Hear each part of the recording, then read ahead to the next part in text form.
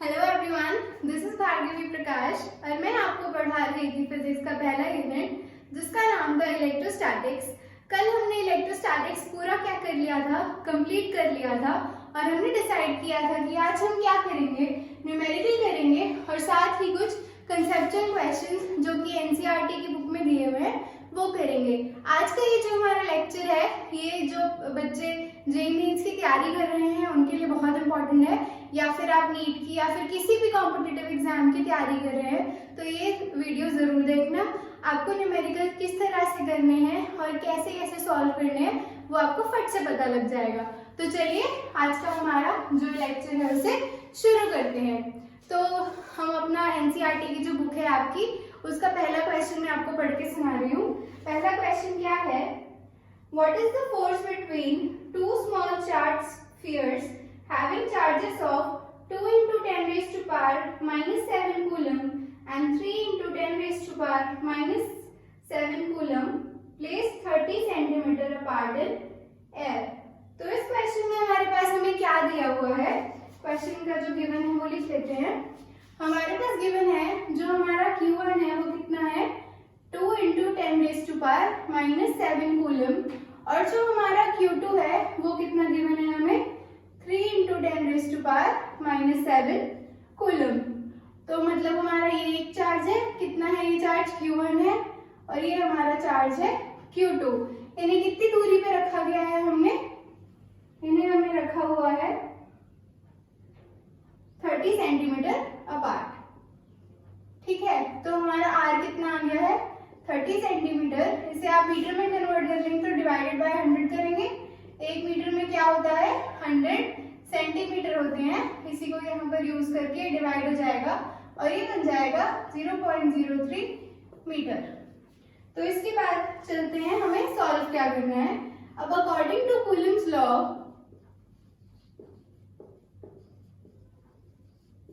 Coulomb law क्या कहता है, कूलम लॉ हमें क्या देता है, हमारी फोर्स देता है। फोर्स का जो हमने फॉर्मूला अब तक हम पढ़ते आ रहे हैं वही यहाँ पर हम क्या करेंगे, सिंपली लगा देंगे। तो फोर्स का फॉर्मूला क्या होता है कि Q1 Q2 अपॉन में R स्क्वायर।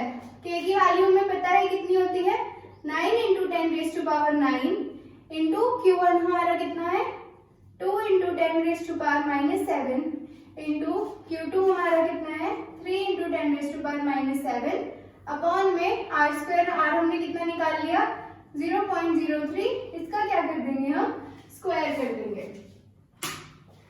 तो इसको जब हम सॉल्व करेंगे तो हमारी फोर्स निकल कर आएगी 6 into 10 raised to power minus 3 Newton.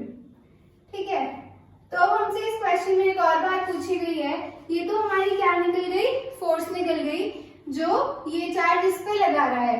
और हम न्यूटन्स लॉ क्या कहता है, every action has an equal and opposite reaction. इसका मतलब क्या हुआ, जितनी फोर्स ये इस पे लगा रहा है उतनी फोर्स ये क्या करेगा इस पे लगाएगा, यानी कि दोनों फोर्सेस क्या होंगी, सेम होंगी।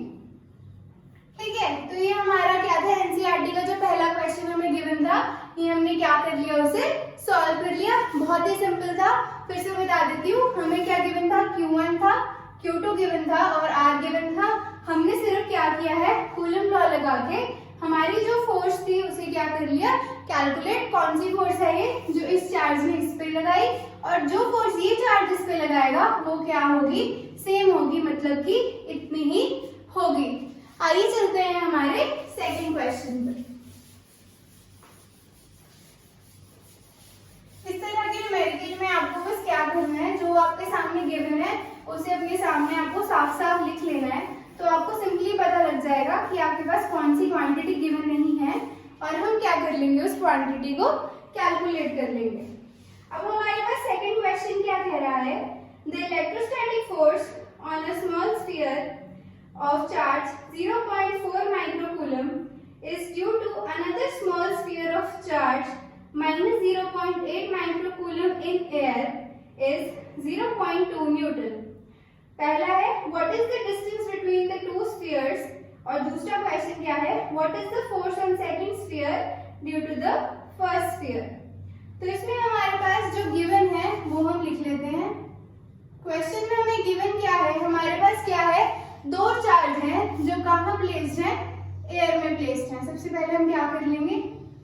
डायग्राम बना लेंगे, और डायग्राम में क्या होता है, एक और चीज हमारे पास होती है, आर होती है। तो हम क्या लिख लेंगे, हमारे पास Q1 कितना गिवन है, 0.4 माइक्रोकूलम, और हमारे पास Q2 कितना गिवन है, -0.8 माइक्रोकूलम। इसे किस में कन्वर्ट कर लेंगे, हम कूलम में कर लेंगे।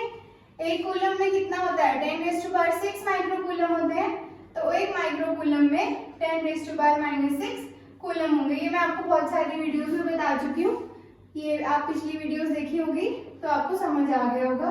तो ये इतना बन जाएगा, और ये क्या बन जाएगा, -0.8 × 10⁻⁻6 कूलम।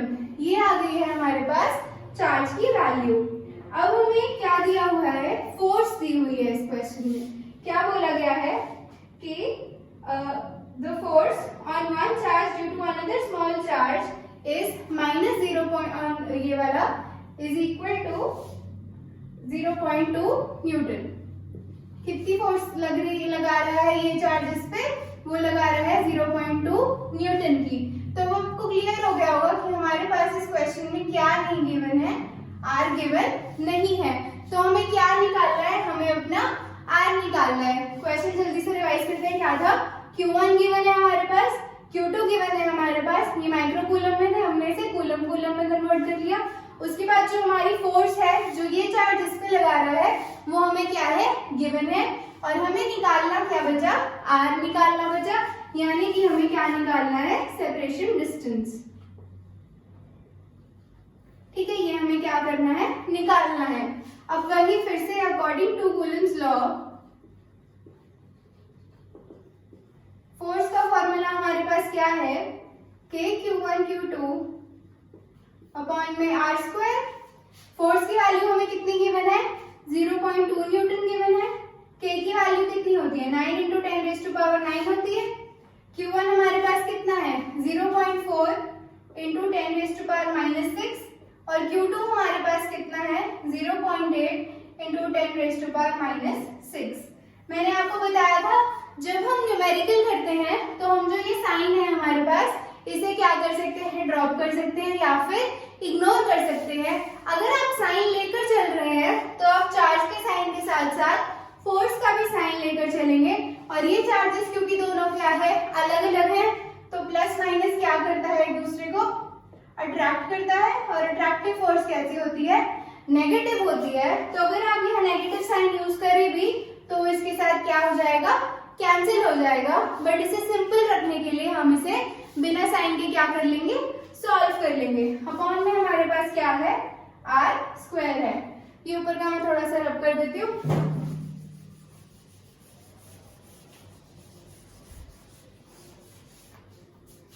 तो यहाँ से हम क्या निकाल लेंगे, आर स्क्वायर की वैल्यू निकाल लेंगे।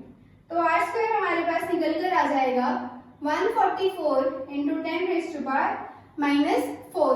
आर की वैल्यू को हम क्या कर देंगे, अंडर रूट कर देंगे। 144 × 10⁻⁻4, ये कितना आ जाएगा, 12 × 10⁻⁻2। 12 का स्क्वायर 144 होता है, तो 144 का अंडर रूट कितना आ गया, 12 आ गया। और इसको जब आप 2 से करेंगे तो ये कट के 10⁻⁻2 रह जाएगा। तो ये कितना आ गया हमारे पास, 0.12 मीटर। ये तो आ गया हमारा आंसर उस पार्ट का, ए पार्ट का। अब बी पार्ट में हमसे क्या पूछा गया था कि कितनी फोर्स लग रही है दूसरे चार्ज पे, तो वो हम कैसे निकालेंगे। मैंने आपको पिछले क्वेश्चन में क्या बताया कि जितनी फोर्स ये चार्ज इस चार्ज पे लगाता है, उतनी ही फोर्स ये वाला चार्ज इस पे लगाएगा।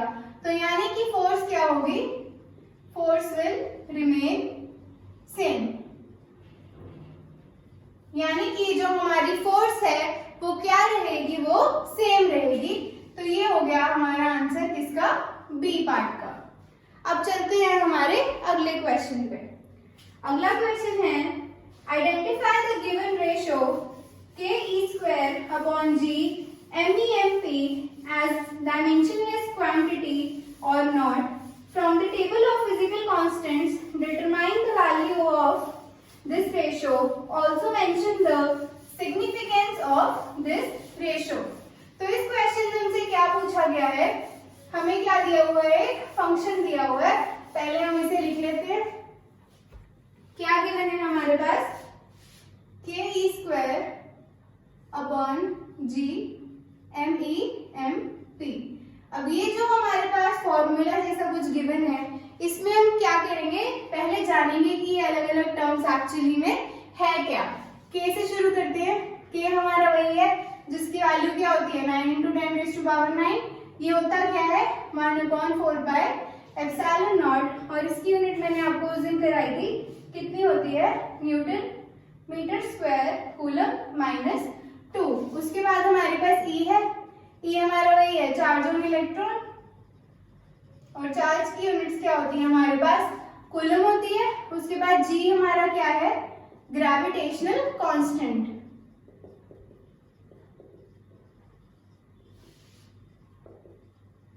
ग्रेविटेशनल कांस्टेंट ये जो है हमारा, इसकी हमारे पास यूनिट क्या होती है, newton metre square kilogram minus 2। ये मैं क्या लिख रही हूँ, इनकी यूनिट्स लिख रही हूँ। उसके बाद एम ई है हमारे पास। एम ई क्या है हमारा, मास ऑफ इलेक्ट्रॉन, और एम पी क्या है हमारा, मास ऑफ प्रोटॉन। और मास की हमारे पास कितने क्या यूनिट होती है, किलोग्राम होती है। इसकी भी क्या होगी, किलोग्राम होगी। फिर से बता देती हूँ, ये हमारे पास क्वेश्चन में क्या था, एक एक्सप्रेशन गिवन था। तो हमने क्या किया, पहले सबसे पहले हम कहीं भी नई जगह जाते भी है तो हम क्या करते हैं, हम घूमने जाते हैं। घूमने जाने के लिए हमें ये तो पता होना चाहिए ना कि हमें जाना कहाँ है। फिर हम देखते हैं कि वहां पे हमारे पास क्या क्या चीजें हैं और उनके नाम क्या क्या है और वो है क्या क्या।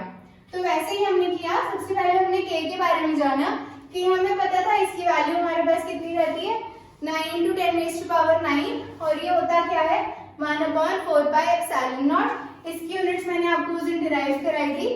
इसकी यूनिट होती है newton metre square coulomb minus 2। उसके बाद हमारे पास ई है।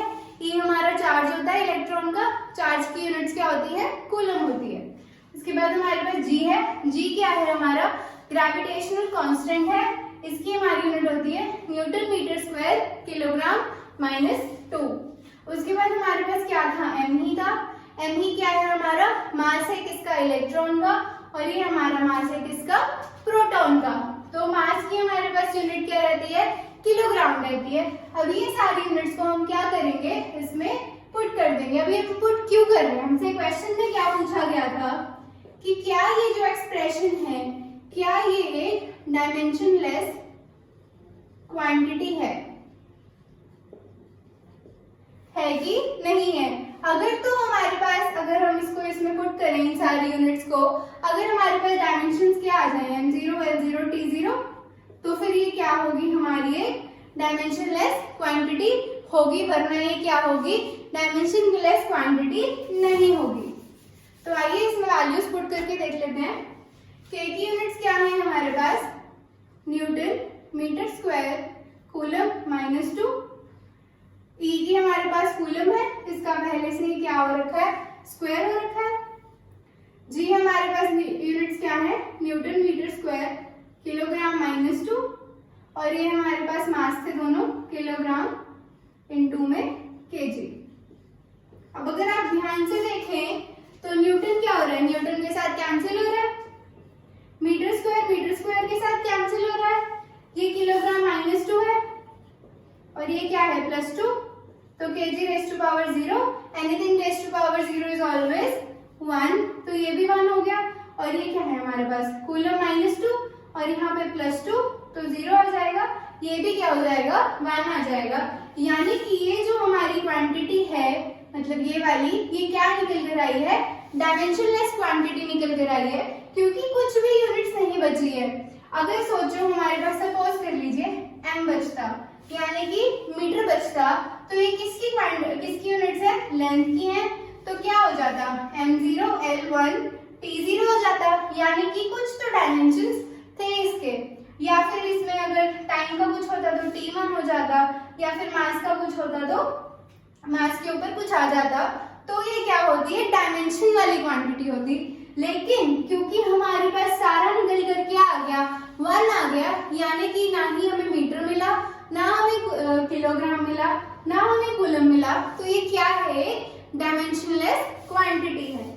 ठीक है, अब उसके बाद हमें क्या दिया हुआ है, इसकी हमें क्या निकालनी है, वैल्यू निकालनी है कि अगर हम ये सारी वैल्यूज जो हमारे पास हैं इसमें पुट करें तो हमारे पास कितनी वैल्यूज की निकल करके आएगी। तो जल्दी से वैल्यूज पुट कर लेते हैं। वैल्यू में पहले आपको लिखवा देती हूँ, उसकी मैंने लिखवा दी है 9 × 10⁻9। उसके बाद चार्ज कितना होता है हमारे पास 1.6 × 10⁻19 कूलम होता है। ग्रेविटेशन कांस्टेंट हमारा होता है 6.67 × 10⁻11 यूनिट्स इसकी यही रहेंगी। और मास ऑफ इलेक्ट्रॉन हमारा होता है 9.1 × 10⁻31 kg। और हमारा मास ऑफ प्रोटॉन कितना होता है 1.67 × 10⁻27 kg। तो ये सारी वैल्यूज हम क्या करेंगे, इसमें पुट कर लेंगे। k की वैल्यू हमारे पास कितनी आई है 9 × 10⁻9 है। इसका चार्ज कितना होता है 1.6 × 10⁻19। इसका क्या हो जाएगा, स्क्वायर हो जाएगा। g की वैल्यू है हमारे पास 6.67 × 10⁻11। मास ऑफ इलेक्ट्रॉन है 9.1 × 10⁻31। और प्रोटॉन का कितना है 1.67 × 10⁻27। ठीक है, जब आप इसे सॉल्व करेंगे तो इसकी वैल्यू हमारे पास निकलकर कितनी आएगी 2.3 × 10⁻39। ये हमारे पास किसकी वैल्यू आई है, इस एक्सप्रेशन की न्यूमेरिकल वैल्यू आई है। हमने इस क्वेश्चन में क्या किया, जल्दी से रिवाइज कर लेते हैं। हमारे पास एक क्वेश्चन गिवन था जिसमें हमारे पास सिर्फ ये एक्सप्रेशन दिया हुआ था। ठीक है, तो इस एक्सप्रेशन को हमने क्या करना था, ये बताना था कि क्या ये एक डायमेंशनलेस क्वांटिटी है या फिर डायमेंशनलेस क्वांटिटी नहीं है। तो हमने ये पता करने के लिए क्या किया, एक एक टर्म को क्या किया, ब्रेकअप किया। इसकी जो हमारे पास वैल्यू है और इसकी जो हमारे पास यूनिट्स हैं वो हमने क्या कर ली, लिख ली। चार्ज की लिखी, वैसे जी, एमई और एमपी की लिखी। उसके बाद जब हमने इसकी यूनिट्स को इस एक्सप्रेशन में पुट किया तो क्या हुआ, सब कुछ एक दूसरे से कैंसिल हो गया और ये प्रूव हो गया कि ये क्या है, डायमेंशनलेस क्वांटिटी है। उसके बाद हमें क्वेश्चन में पूछा गया था कि इसकी वैल्यू कितनी आएगी। तो इसकी वैल्यू निकालने के लिए हमने सारी न्यूमेरिकल वैल्यूज को इसमें क्या किया, हमने लाके यहाँ पर पुट किया और हमारे पास वैल्यू कितनी निकल कर आई 2.3 × 10⁻39। तो ये है हमारी इस एक्सप्रेशन की न्यूमेरिकल वैल्यू। आइए अगले क्वेश्चन पे चलते हैं। अगले क्वेश्चन के हमारे पास दो पार्ट्स हैं। फोर्थ का फर्स्ट पार्ट क्या कहता है, electric charge of a body is quantized, explain the statement. While dealing with macroscopic, that is large scale charges, we can ignore quantization of charge. Why? ये question मैंने आपको कराया था। अगर आपने पिछले लेक्चर्स देखे हैं तो पहला क्वेश्चन हमारे साथ क्या पूछा गया है कि चार्ज क्वांटाइज्ड क्यों का है, इसका मतलब क्या है। तो वापस चलते हैं क्वांटाइजेशन ऑफ चार्ज के कंसेप्ट पे। ये मैंने कल भी बताया था, काफी बार बता चुकी हूँ, एक बार फिर रिवाइज कर लेते हैं, कभी भूलोगे नहीं। तो क्या होता है, हमारे पास बोर मॉडल ऑफ एटम होता है। ठीक है, ये हमारा न्यूक्लियस होता है। इसमें क्या होते हैं, न्यूट्रॉन प्लस प्रोटॉन पड़े हुए होते हैं और बाहर क्या होते हैं, इलेक्ट्रॉन फ्रीली घूम रहे होते हैं। तो ये जो हमारे इलेक्ट्रॉन्स हैं, ये जब जाते हैं, मतलब ट्रांसफर होता है इलेक्ट्रॉन का, तभी एक बॉडी हमारे पास क्या होती है, चार्ज होती है। यानी कि बॉडी में चार्ज कब आता है, जब एक इलेक्ट्रॉन क्या होता है, एक बॉडी से दूसरी बॉडी में क्या होता है, ट्रांसफर होता है। तो इसका मतलब हमारे पास क्या निकल कर आया कि जो हमारा इलेक्ट्रॉन है, या तो वो एक इलेक्ट्रॉन होगा, या दो इलेक्ट्रॉन होंगे, या तीन इलेक्ट्रॉन होंगे, या फिर 10 इलेक्ट्रॉन होंगे। जो इलेक्ट्रॉन्स है ये फ्रैक्शन की टर्म में कभी भी मूव नहीं करते। ये कैसे मूव करते हैं, Ne की फॉर्म में। यहीं से हमारे पास फॉर्मूला आया था Q = Ne। यानी कि कभी 3/4 ऑफ द इलेक्ट्रॉन मूव नहीं करेगा, 11/20 part of an electron move नहीं करेगा। कोई भी फ्रैक्शनल फॉर्म या फिर decimal form of electron transfer नहीं होता, पूरा का पूरा इलेक्ट्रॉन जो हमारे पास है वो ही मूव करता है। अब इसका जो सेकंड पार्ट था उसमें हमसे क्या पूछा गया है कि ये जो क्वांटाइजेशन ऑफ चार्ज है इसका जो कंसेप्ट है हम मैक्रोस्कोपिक लेवल पर क्या कर देते हैं, इसको इग्नोर कर देते हैं। अब हम ऐसा क्यों करते हैं? इग्नोर करने का रीजन मैंने आपको कल ही बताया है। कल मैंने आपको एग्जांपल दिया था कि अगर मैं आपको कहूं कि 1 चम्मच चावल है, मैंने आपको क्या किया, 1 चम्मच चावल दिया और बोला कि यार गिन के बताइए उसमें कितने दाने हैं। आप क्या करोगे, काउंट कर लोगे। वहीं मैं अगर आपको 1 किलो चावल दे दूं तो क्या हो जाएगा, काउंट करना क्या हो जाएगा, टफ हो जाएगा। तो हम क्या कर लेते हैं, इस कंसेप्ट को क्या कर दिया हमने, इग्नोर कर दिया, क्योंकि बहुत बड़े लेवल पर नंबर ऑफ इलेक्ट्रॉन्स को काउंट करना, जैसे कि नंबर ऑफ राइस के उसको दानों को काउंट करना क्या हो जाता है, इम्पॉसिबल। तो वही कंसेप्ट क्या है, इलेक्ट्रॉन के साथ भी है। तो इसी वजह से हम इस कंसेप्ट को लार्ज लेवल यानी कि मैक्रोस्कोपिक लेवल पे क्या कर रहे हैं, इग्नोर कर रहे हैं। तो ये थे हमारे दोनों क्वेश्चंस, फोर्थ का फर्स्ट और सेकंड पार्ट। आइए चलते हैं हमारे अगले क्वेश्चन पे। अगला क्वेश्चन क्या बोल रहा है, whenever we rub a glass rod with a silk cloth, then a charge appears on both. We can observe this similar phenomena on a lot of other pair of materials. Explain this phenomena. How can we relate this observation with the law of conservation of charge? अब हमसे इस question में क्या पूछा गया है कि जब हमने वो ग्लास रॉड वाला एक्सपेरिमेंट किया था, ये क्या थी, हमारी ग्लास रॉड थी और ये था क्या था, हमारा क्लॉथ था। तो जब हमने इन दोनों को क्या किया, रब किया, ये मैंने आपको लेक्चर में बहुत अच्छे से समझाया था कि जब तक दोनों बॉडीज कांटेक्ट में नहीं आती तब तक चार्ज इस केस में ट्रांसफर नहीं होगा, क्योंकि ये भी फिलहाल अनचार्ज है और ये भी अनचार्ज है। जब तक आप इन्हें रब नहीं करेंगे यानी कि कांटेक्ट में नहीं लाओगे तब तक चार्ज क्या होगा, ट्रांसफर नहीं होगा। तो क्वेश्चन में हमसे पूछा गया है कि जब हम रब करते हैं तो दोनों पे क्या होता है, चार्ज अपीयर हो जाता है। ये कैसे होता है, तो इसका एक तो रीजन क्या है, ट्रांसफर ऑफ इलेक्ट्रॉन है, क्योंकि जब तक इलेक्ट्रॉन ट्रांसफर नहीं होता तब तक क्या होता है, चार्ज बॉडी पे नहीं आता। और ये जो ट्रांसफर ऑफ इलेक्ट्रॉन है ये किस प्रिंसिपल से हो रहा था, फ्रिक्शन की वजह से हो रहा था।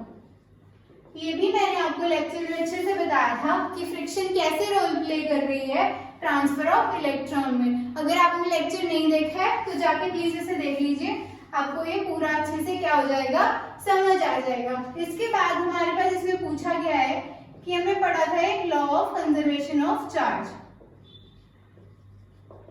इसके हिसाब से क्या होता है, जो हमारा चार्ज है वो क्या होता है, हमारा कंजर्व रहता है।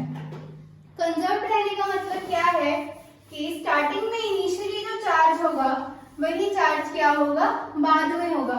मान लीजिए अभी तक हमने इन्हें क्या किया है, रब नहीं किया है, तो रब नहीं करने की वजह से इनिशियली क्या है कि वो इनिशियल 0 है और इस पे भी क्या है, कोई चार्ज नहीं है। तो यानी कि QI प्लस QI कितना है हमारे पास, 0 है। उसके बाद जब हम इन्हें रब करेंगे तो ये कुछ पॉजिटिव चार्ज ले लेता है और ये कुछ नेगेटिव चार्ज ले लेता है। तो अगर हम इसे -Q लें और इसे +Q लें तो -Q और +Q भी क्या होता है, हमारा 0 होता है। यानी कि हमारा जो चार्ज है वो क्या है, कंजर्व्ड है। इनिशियली भी उतना ही चार्ज था और फाइनली रब करने के बाद भी क्या है, उतना ही चार्ज है। और ये क्यों है ये मैंने आपको वीडियो में बताया था। अगर आपने वीडियो नहीं देखी है तो ये वाली वीडियोस प्लीज देख लेना, आपको पूरा कंसेप्ट अच्छे से एक बार फिर से समझ आ जाएगा। आइए चलते हैं हमारे अगले क्वेश्चन पे। अगले क्वेश्चन में हमारे पास क्या गिवन है, we have 4 point charges, QA is equal to 2 microcoulomb, QB is equal to -5 microcoulomb, QC is equal to 2 microcoulomb and QD is equal to -5 microcoulomb, which are located at the sides of a square which is of 10 centimeter side. Calculate the amount of force applied on a charge of 1 coulomb, 1 microcoulomb when it is placed at the center of the square. तो इस question में हमारे पास क्या given है? हमारे पास क्या है? QA है, QA की वैल्यू कितनी है? 2 माइक्रोकूलम है। QB गिवन है, QB की वैल्यू हमारे पास कितनी है? -5 माइक्रोकूलम है।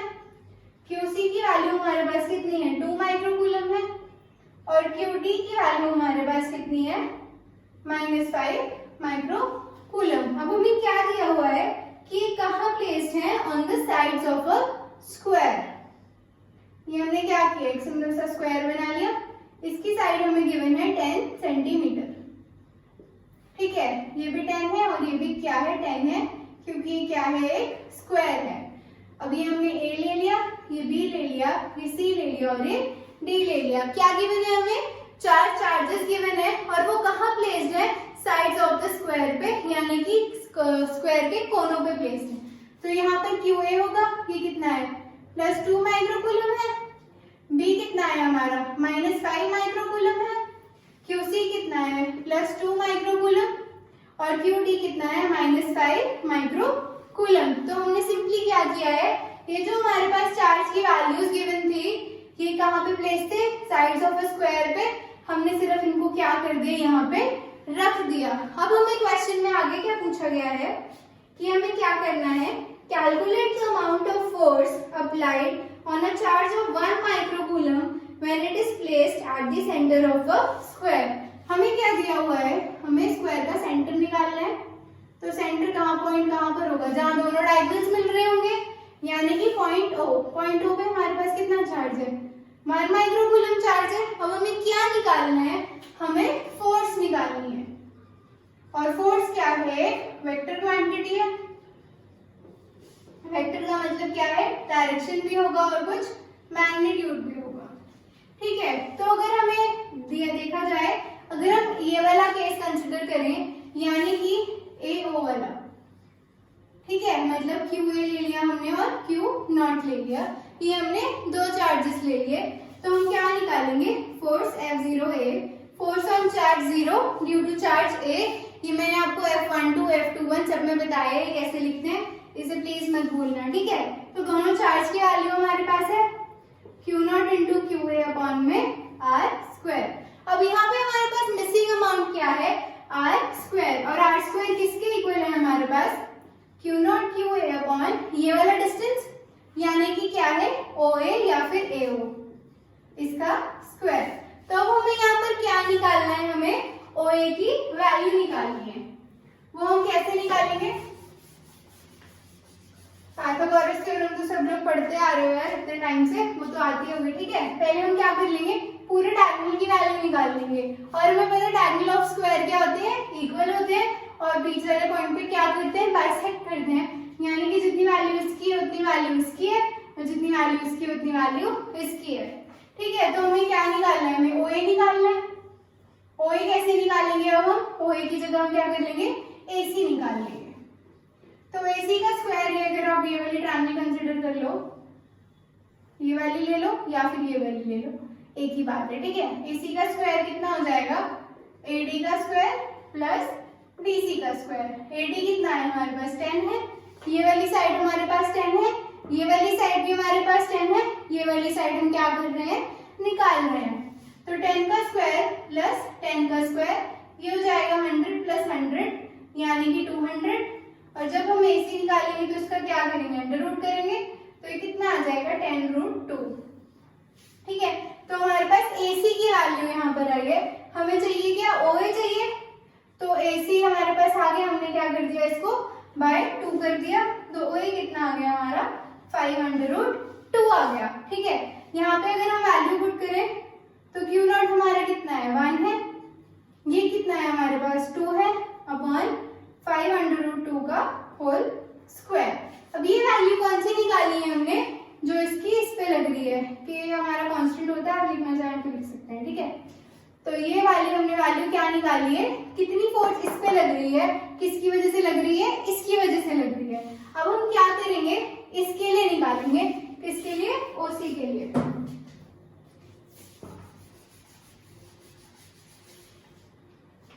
तो अगर हम निकालें F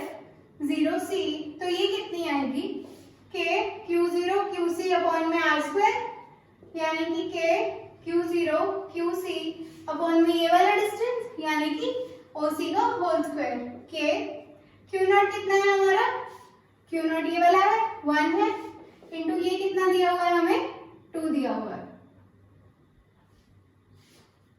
अपॉन में क्या है हमारे पास OC है, OC की वैल्यू हमारे पास कितनी होगी OA के इक्वल, OA कितना है हमारा 5√2 मतलब 5√2 का होल स्क्वायर।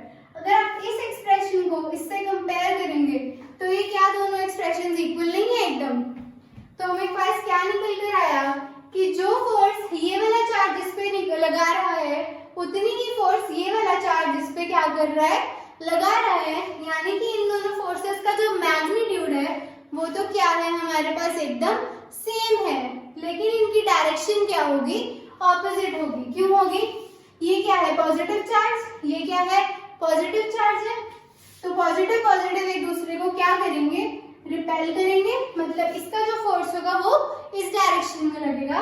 ये दोनों भी सिमिलरली क्या है पॉजिटिव और पॉजिटिव, ये दोनों भी क्या करेंगे एक दूसरे को रिपेल करेंगे, यानी कि जो इसकी फोर्स इस पे लगेगी वो इस डायरेक्शन में लगेगी। तो इस रीजन की वजह से मैग्नीट्यूड हमने देख लिया क्या है एकदम सेम है। अगर हम इसी फोर्स को डायरेक्शन के साथ लें तो एक इधर लग रही है और उतनी ही उधर लग रही है, मतलब अगर मैं इधर लगा रही हूँ 5 और इधर भी से भी 5 लगा रहा है तो नेट इफेक्ट क्या आएगा 0, यानी कि इस चार्ज पे कोई भी फोर्स नहीं लगेगी क्योंकि ये वाली फोर्स का इफेक्ट ये वाली फोर्स कैंसिल कर देगी।